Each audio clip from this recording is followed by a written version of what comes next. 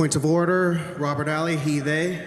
My understanding as an equity-seeking delegate is that these cards are to help the chair hear equity-seeking persons and that we don't only hear from white male delegates.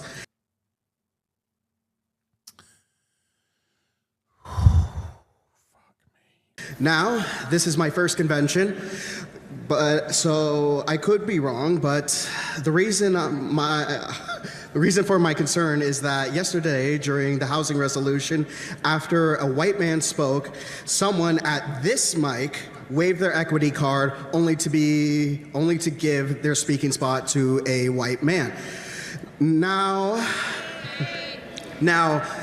that white man being a leadership delegate notwithstanding, I had lined up for a long time to discuss the housing resolution, like many others, including my fellow delegate, Akua. I just want us as a body to understand the spirit of these cards, because we are a party governed by processes and not by any sort of shock doctrine. Like I said before, it's my first convention, but I can tell tensions are high with the leadership contest, and I just want us to make sure that we remember our values that brought us here. Thank you very much. Merci beaucoup. Hi, Akua from Prong, pronouns she, her, Whitby, Ontario. I would like to echo the sentiments of my friend Robert here. Yesterday, this card was used in an inappropriate manner.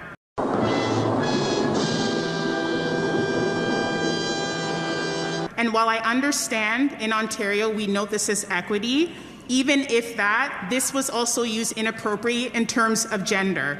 I want everyone to be mindful that these cards for individuals like myself who identify as a Black woman have no value outside of this space. Hey, look at that! Look at that! No shit! Many of us are living in the most oppressive conservative governments across this country. I am from Ontario. A lot of you are dealing with this in places like Alberta as well as Saskatchewan. To abuse the privilege of this card means that we don't allow individuals like myself with intersections that have been used for unpaid labor to build this party. That means that they go unnoticed and that they are disrespected. I want people to be mindful of what this card means as we continue convention. It's not enough to say that we believe in gender equity, and it's not enough to say that we are intersectional and value social justice if we do not model that behavior inside and outside of this space. Thank you. There is a point. Let's hear the point on microphone 1.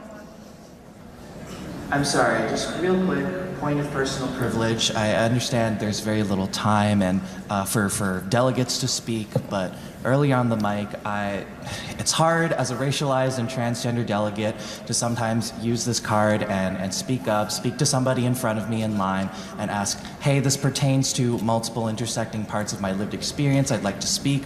I was rejected when I talked, and it's frustrating when these are my rights being directly under attack right now in Alberta, and that a cisgender woman had spoken over me.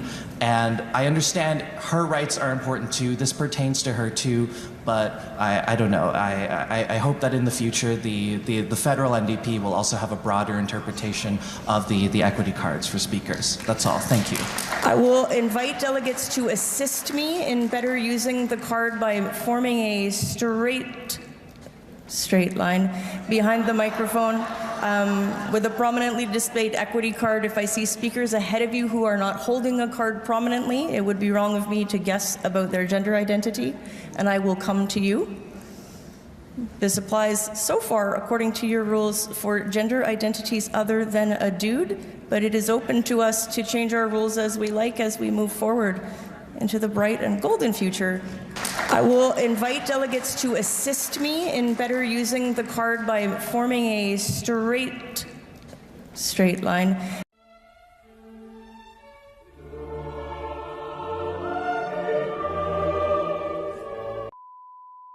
Yes, hello. I was standing here with my gender equity card before you called on the previous speaker.